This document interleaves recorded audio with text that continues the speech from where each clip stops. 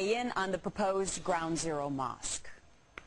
I believe that Muslims have the right to practice their religion as everyone else in this country. Ground Zero is the wrong place for a mosque. I do think that a mosque would enhance the cultural diversity of our city. But I do think it's unwise and to build a mosque at the site where 3,000 Americans lost their lives as a result of a terrorist attack. Yesterday, the mosque's developer said the center is, quote, nowhere near the World Trade Center site. It's 2 blocks away. But despite those comments, the controversial imam and organization sponsoring the center remained silent. So why are they not speaking out more? Joining me now with some insight is former PLO militant Walid Shoebat. Good morning to you, Mr. Shoebat. Good morning.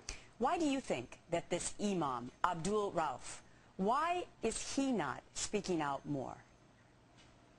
Well, of course, he's going to have to plead the fifth when he speaks to the American people, because he's going to have to answer as to does he support Hamas, does he denounce Hamas.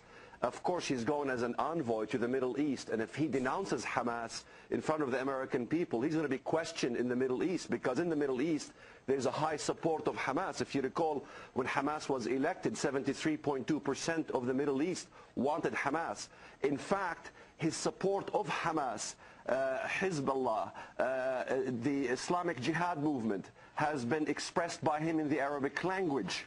His manifesto has been expressed in Al-Ghad newspaper, in HadiAlislam.com, in several news media. In fact, Americans should listen to this. He says that the trend towards Islamic law and justice begins by religious movements like Hamas, Hezbollah, the Islamic resistance. This is a straight support for terrorism.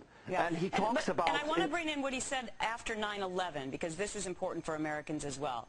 This was in 2001. I wouldn't say that the United States deserved what happened, but United States policies were an accessory to the crime that happened.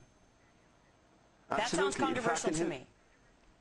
Very much. In his book, in the Arabic language, the title of his book is A Call to Da'wah from the World Trade Center Rubble. This should be very alarming. Da'wah is the process of Islamization. And he also talked in his manifesto on his goals in the Middle East. Now he's being sent as an envoy. They talked about how they're going to fix the low-class systems in the Middle East, that secularism is not the answer. That in fact, he made it very explicit, and he stated that he wants to establish an Islamic state as the model of in Arabia. But let me ask you this, Mr. Shoebat, because one of the interesting comments in your notes to me was that you also believe that he has not had to come forward and explain any of this because he has the president behind him speaking for him. That's right.